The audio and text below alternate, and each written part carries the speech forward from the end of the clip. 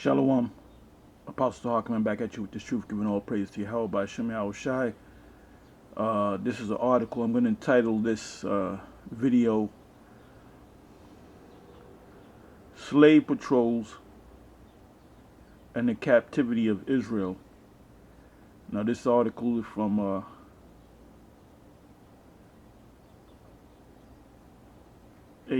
website called New Georgia Encyclopedia. Goes on to say history and archaeology, colonial era, 1733 to 1775. Between those years, we were in deep slavery.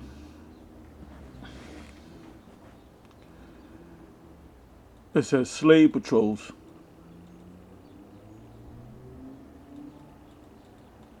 You see here a picture of about, was it 4 Edomites, and it says on the top, anti-slavery almanac. And basically this is the forerunner of your local police today. You know, if you're in what they think is the wrong neighborhood, you're a so-called black man in a predominantly white or well-to-do neighborhood, they're going to question you. They may arrest you, you know. Anyway, this is happening today just like it happened, we're talking 200 years ago.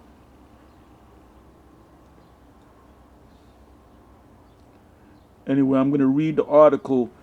I was going to bring out a bunch of scriptures. I'm going to bring out one scripture. I'm going to bring out Deuteronomy, the 30th chapter. And in that chapter, it's going to show you how the Most High is going to deliver us, you know, from the captivities with an S in America and around the world. And how the Most High, these curses that were put upon us, placed upon us, spoken of in Deuteronomy, the 28th chapter, will apply to our enemies, the Edomites, and any other nation that oppressed us. Right now, the number one oppressor is Esau. So the curses that we're going through even today, they will go through it. They're going to be hard. They're going to go into hardcore slavery. Okay, there's no getting around it.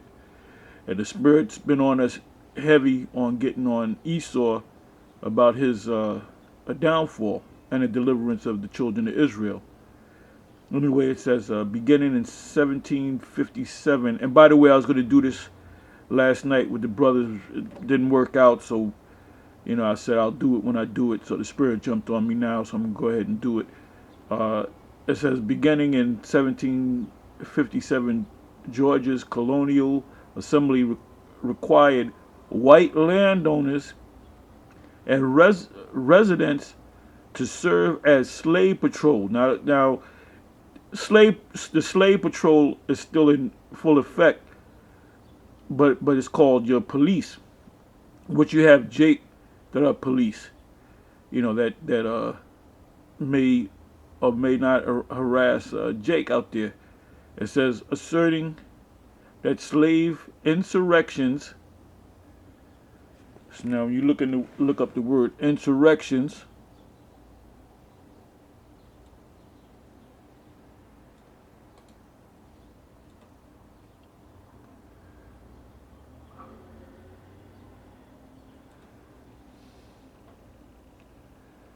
bear with me for a minute.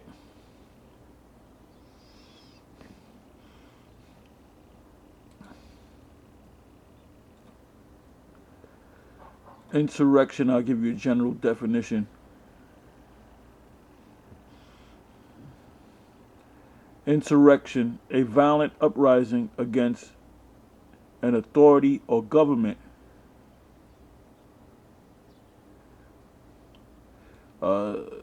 Synonyms: rebellion, revolt, uprising, mutiny, revolution, insurgents, riot, sedition, subversion, and so on. Like I said, I'll give you the general definition of that word.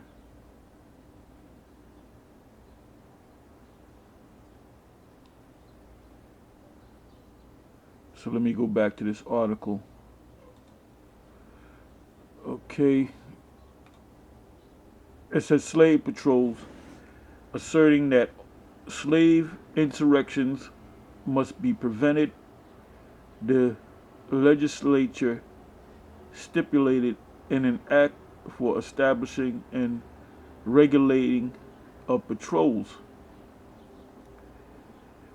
that groups not exceeding 7 would work in districts 12 miles square.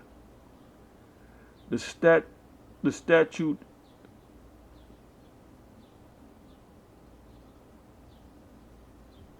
modeled on South Carolina's earlier patrol law, you got that word patrol, ordered white adults to ride the roads at night. Does anything come to mind?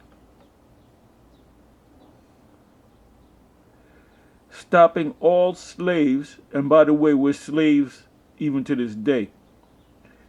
When I don't know if you witnessed O.J. Simpson in front of the parole board, and when they let him free, he acted like a free slave, and he was acting like a slave. He put his both his hands down, bowed down to him. He was happy, saying, "Thank you, thank you, thank you," showing you that the status that O.J. Simpson, has or had in the past, he's still a slave. And them Edomites decided to show this man some mercy, because they could have denied him. So the ones are people that think that they're free in this society, you're not free.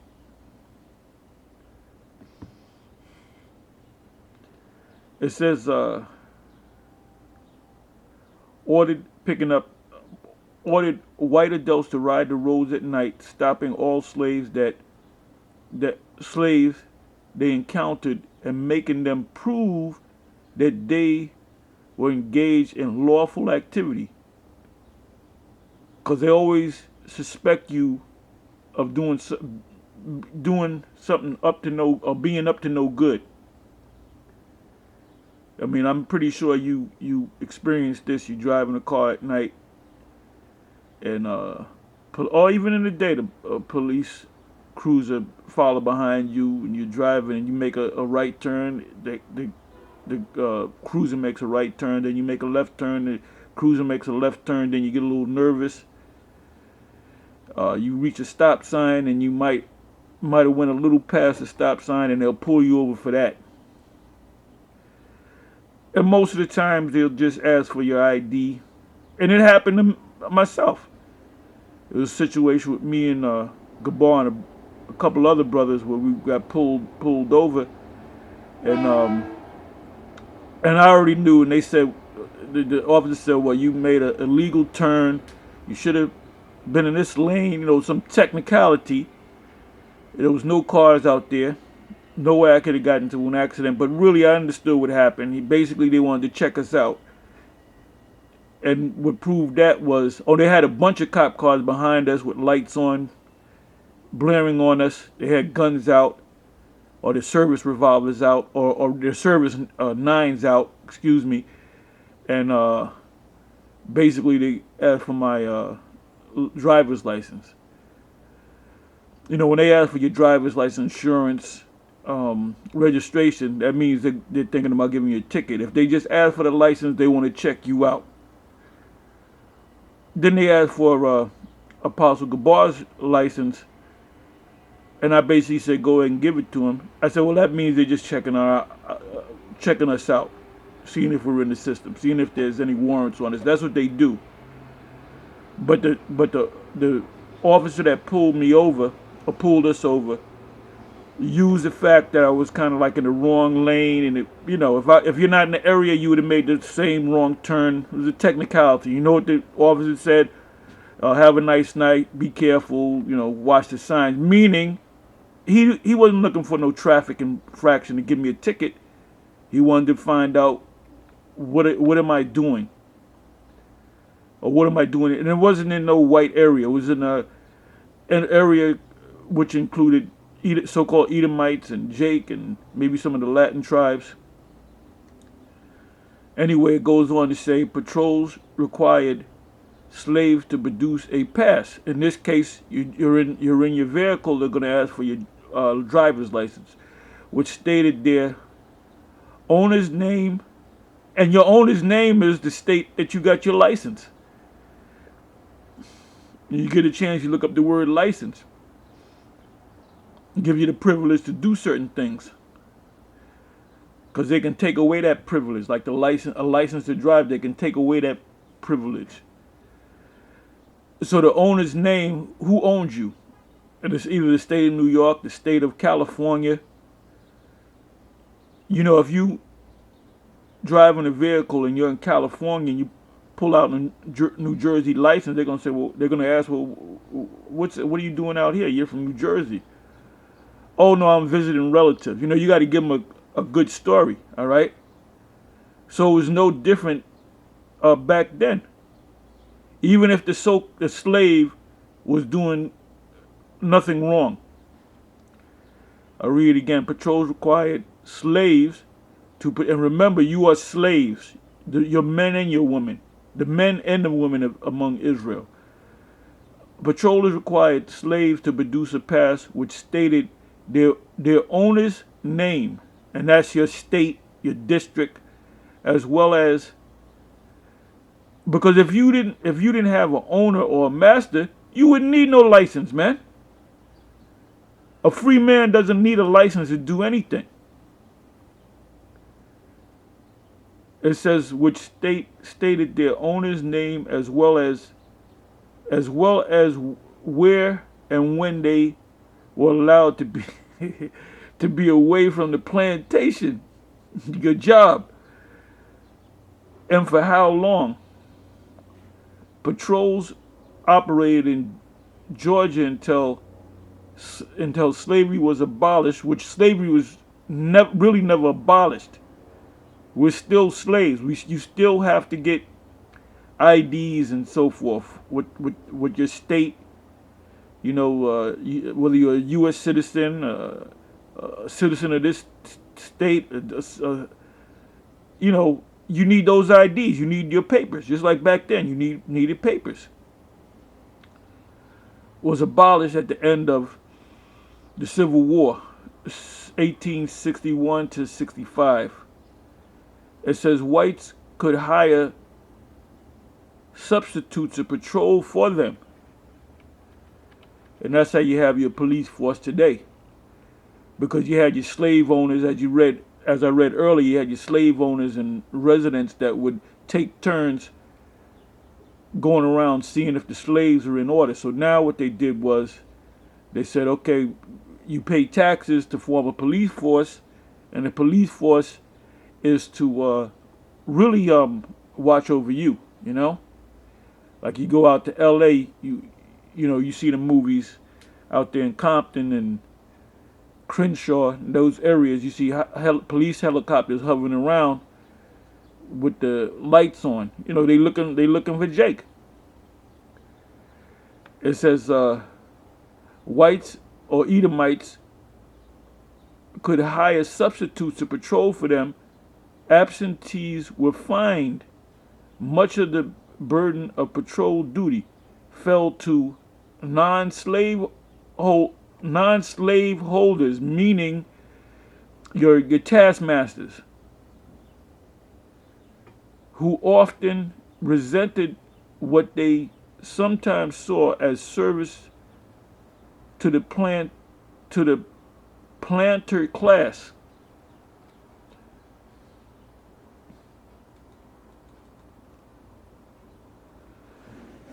It goes on to say that the Chatham County grand jury complained in the mid-1790s about the difficulty it faced in enforcing the patrol requirements.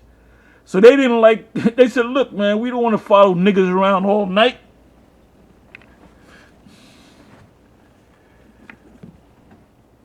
By the early 90s, I'm sorry, by the early 19th century, it became necessary to pay people.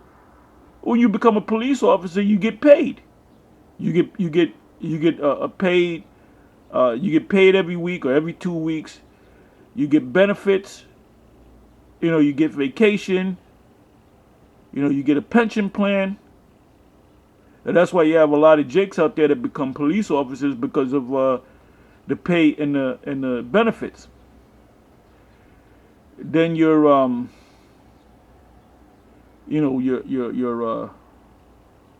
become like a patrolman, then you become a sergeant, then you become a lieutenant, then you might become the chief of police, and that leads into politics. You might become a detective. When you become a detective, you get, that's, you're getting paid good. All right.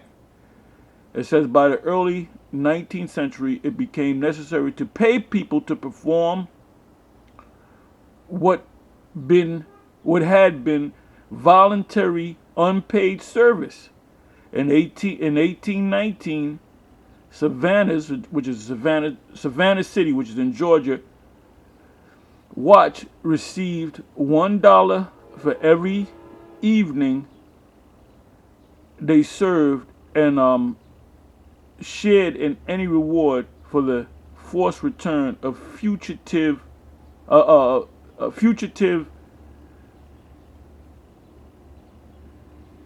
slaves. And $1 back there went a long way because it was equivalent to 1 ounce of silver. Which 1 ounce of silver, the spot price is $15, $16. Really, it should be closer to $100 plus dollars. Pure ounce of silver. You understand that when you understand how money works. It says to disperse any nighttime meetings, patrollers visited places where slaves often gathered. Owners feared such gatherings allowed slaves to trade stolen goods for liquor and other forbidden items. River patrols were organized in Savannah and Augusta to combat midnight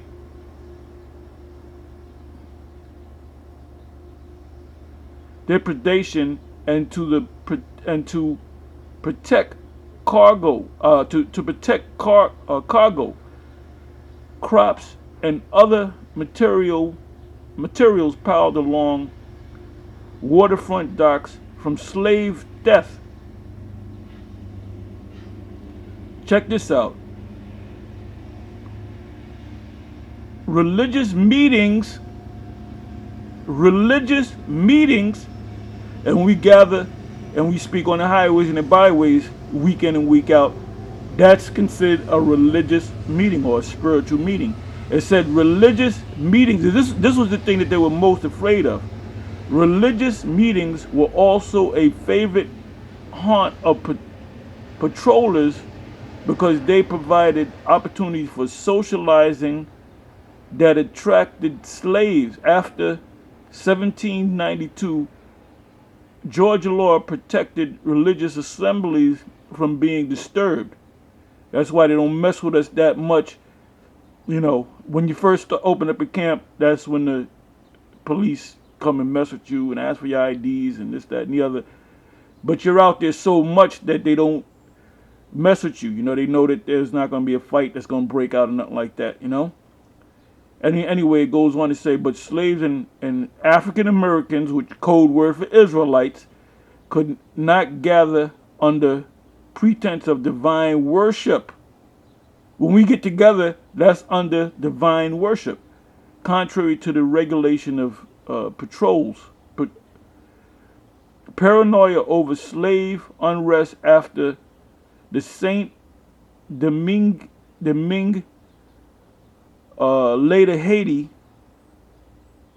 which is Santo Domingo. That whole island was called Santo Domingo. So it was cut in half. Half of it was called Haiti. The other half was called Santo Domingo. Later Haiti. Slave rebellion of 1791, and that was the first major slave rebellion when the Haitian slaves, which were the Levites, which would represent the priests, they took down the French uh, through this revolution, and that's why to this day the Haitians catch so much hell because of what they did to those Edomites. As I'm going to read that again, it says slave rebellion of 1791 led to a Savannah ordinance that no slaves could meet for religious services without a white preacher present.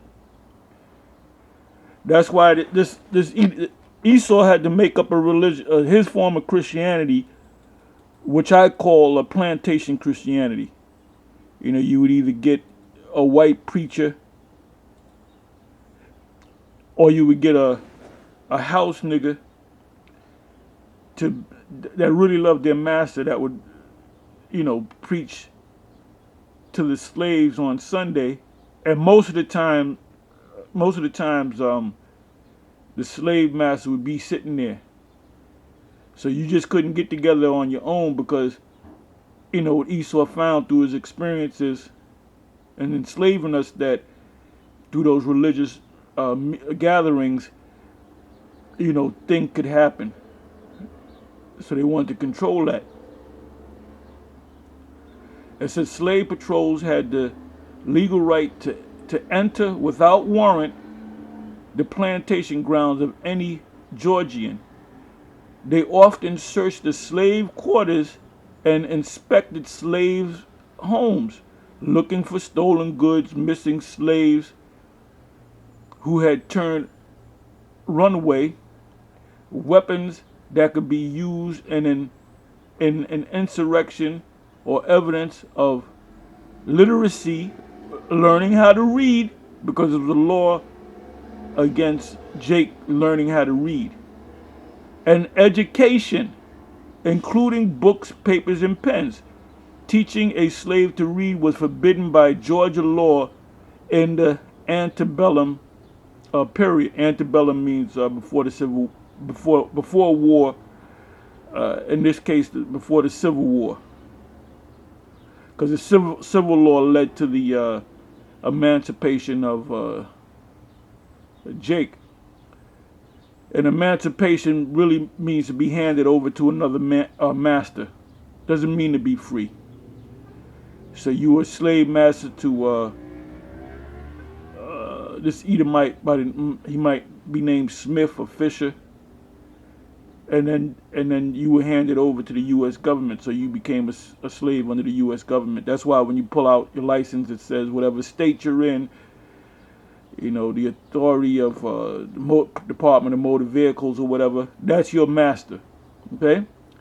Enforcement was often more lax than the latter of the laws suggested.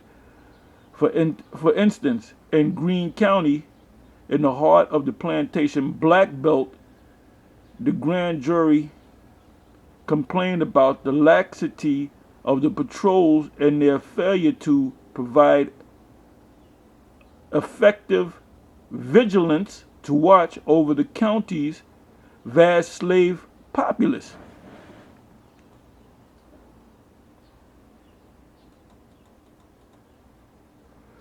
It says in towns and growing cities like Savannah, Macon, and Augusta, slave patrols usually did their work on foot, and the men chosen as urban patrols were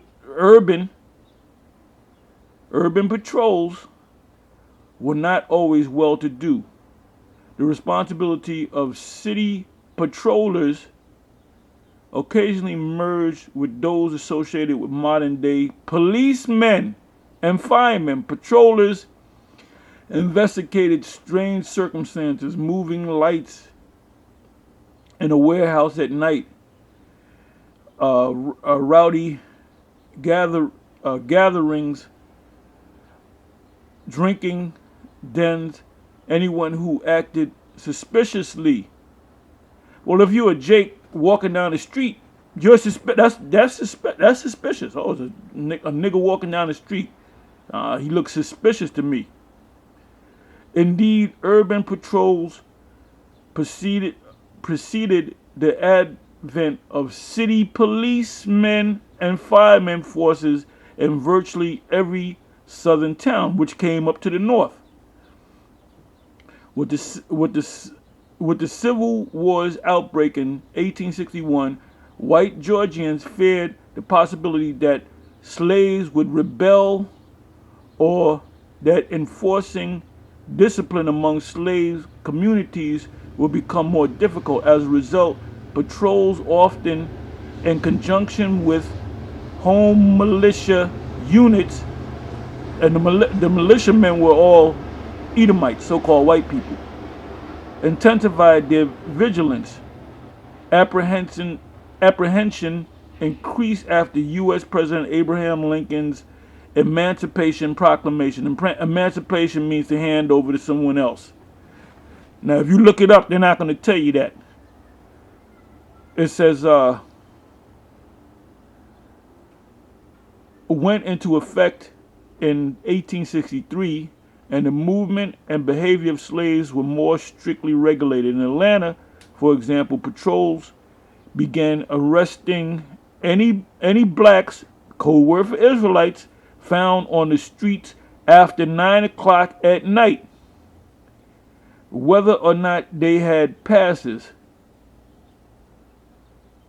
City authorities also prevented social gatherings of African Americans, code word for Israelites, unless patrollers or policemen were present.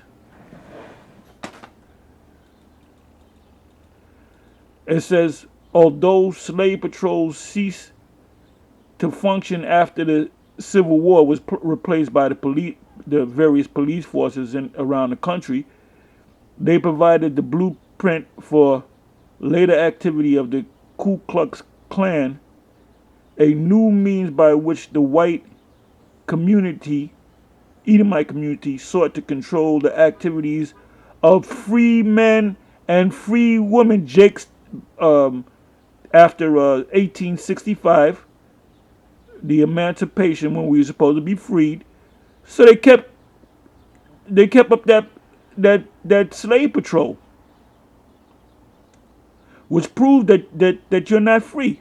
It says a new means by which the white community, Edomite community, sought to control the activities of freed men and freed women during Reconstruction.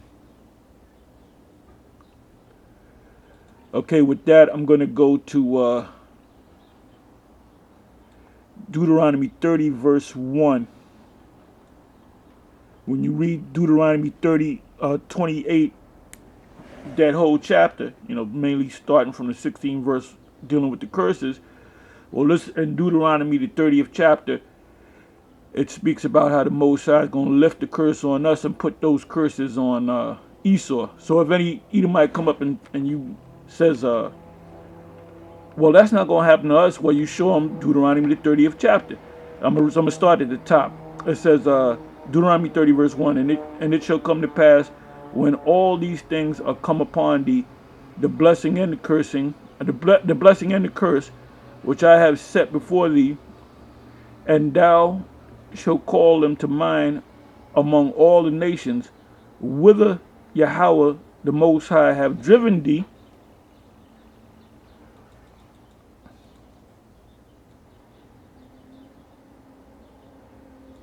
It says, and shall return unto Yahweh the Most High, and shall obey his voice according to all that I command thee this day, which Jake is not doing. We're out there doing this work week after week. We got camps set up all over the place. And then you have other groups of Israelites. At least they're pushing that you're Israelites. And so Jake, they don't want to wake up, man.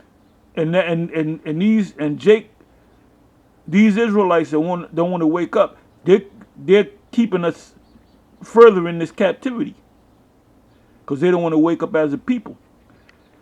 Second verse again, and shall return unto Yahweh the Most High, and shall obey his voice according to all that I command thee this day, and that thou and thy children with all thine heart and with all thy soul. And that's what Jake is not doing.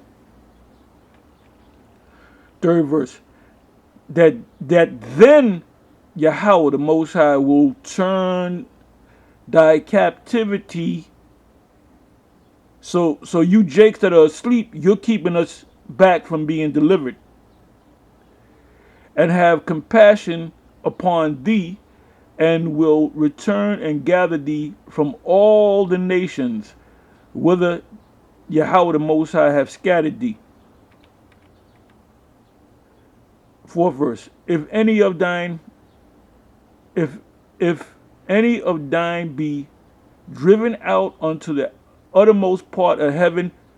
The uttermost part of heaven is talking about on the other side of the world.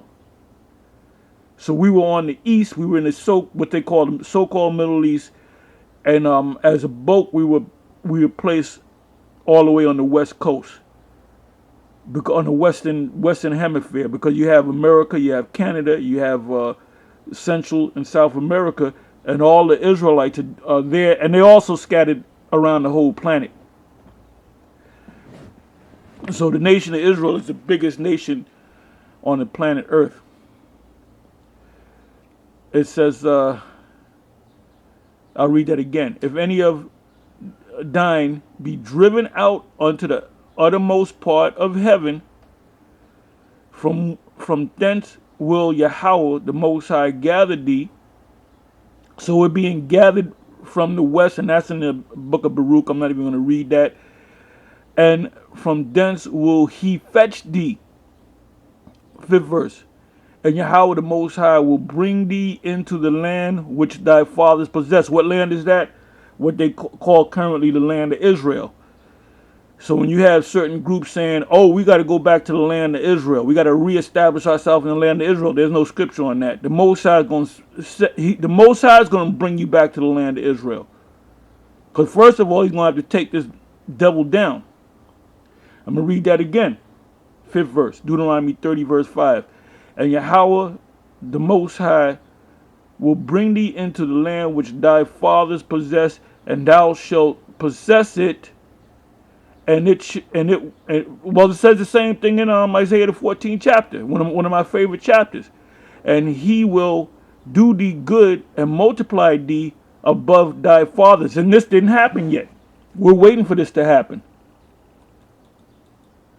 Mosai going to take this place out. He's going to deliver the elect, and he's going to bring us back to the land of Israel, and we're going to take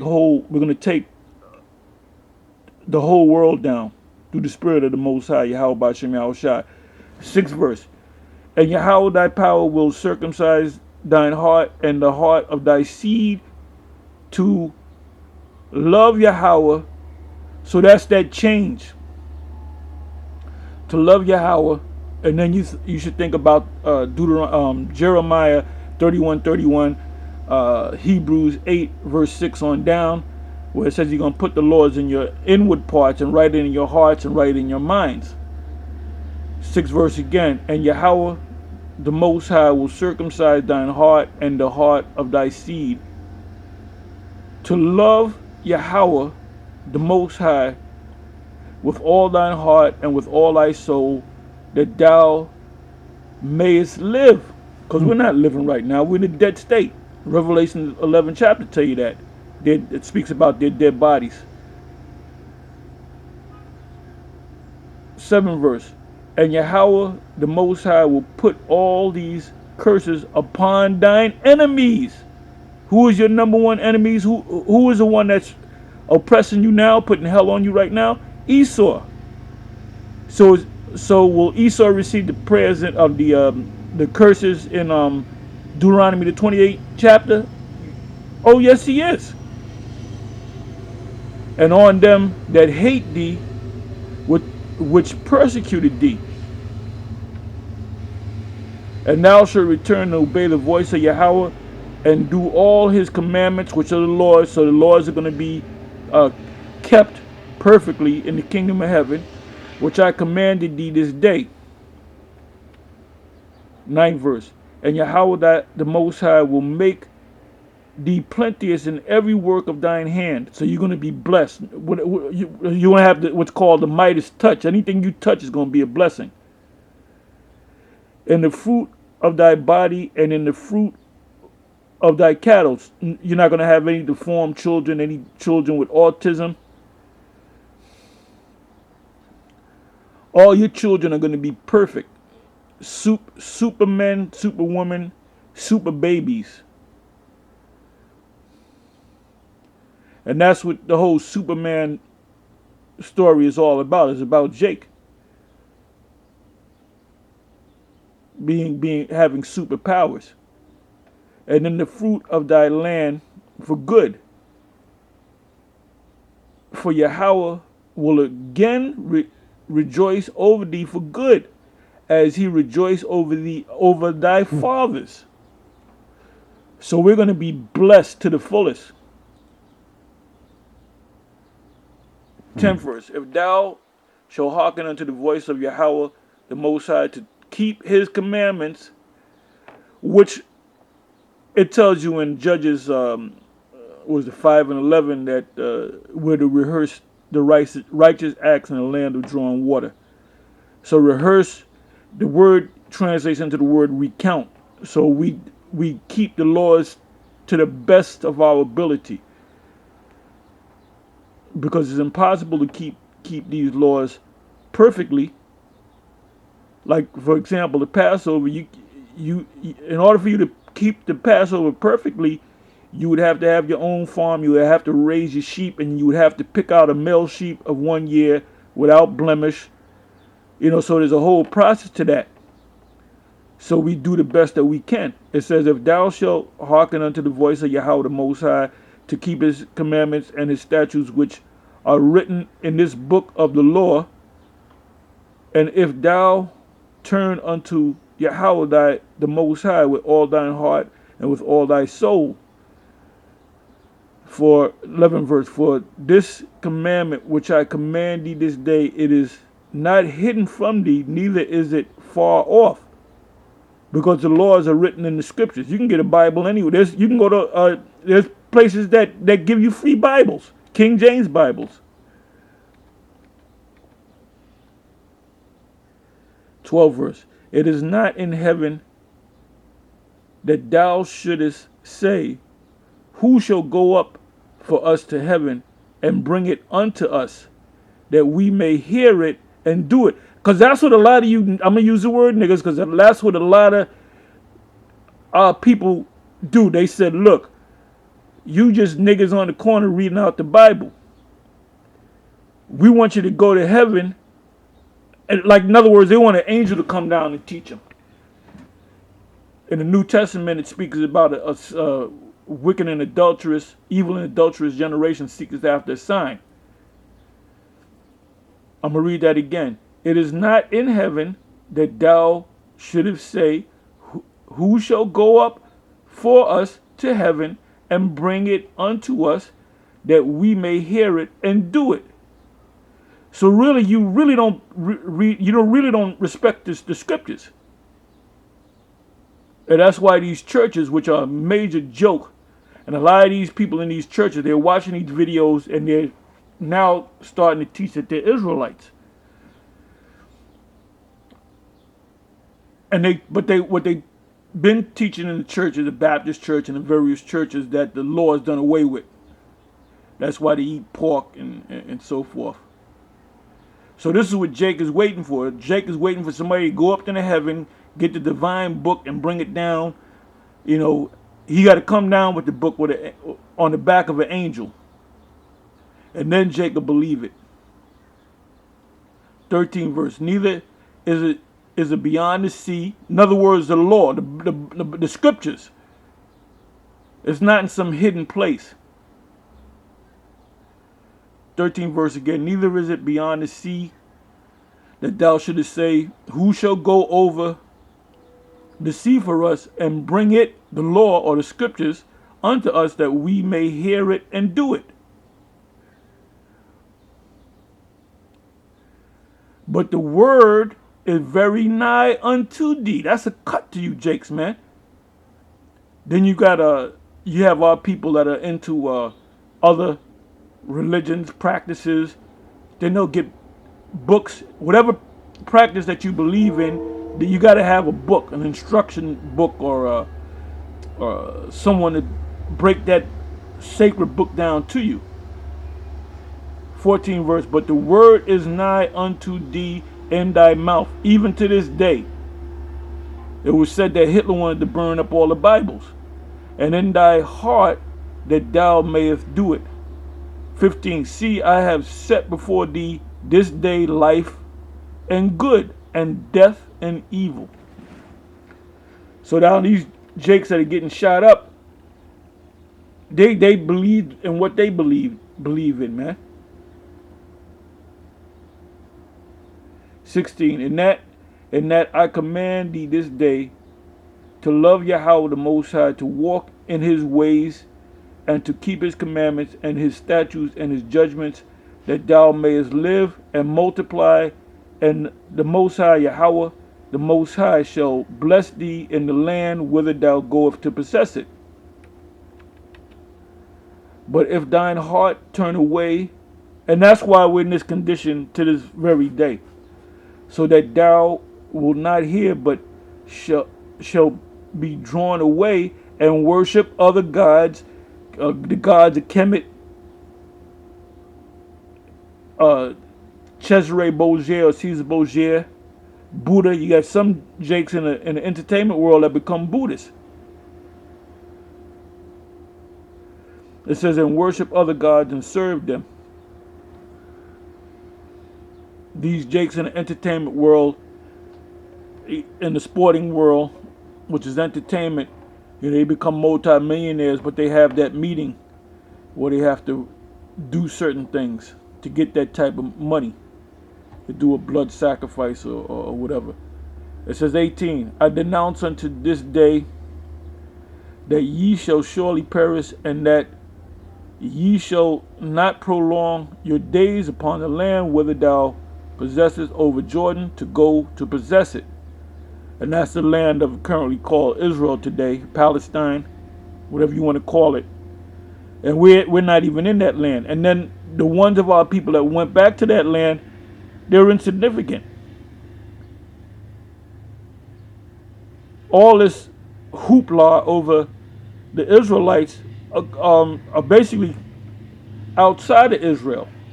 They're just a community of Israelites that's living over there in Israel, in Dimona, Israel. They're not fulfilling the prophecies of Israel. 19, I call heaven and earth to record this day against you, that I have set before you life and death, blessing and cursing. Therefore choose life, that both thou and thy seed may live. 20th verse, which is the last verse, that thou mayest love Yahweh the Most High, and that thou mayest obey his voice, and that thou mayest cleave unto him, for he is thy life and the length of thy days, that thou mayest dwell in the land which is our land, which Yahweh sware unto thy fathers Abraham, Isaac, and Jacob, to give them. And Abraham, Isaac, and Jacob are Israelites, because when they came back, there's a thing called reincarnation, and Abraham, Isaac, and Jacob came back born among Israel, or Israelites. Anyway, with that, I'm going to say shalom and stay strong. Shalom.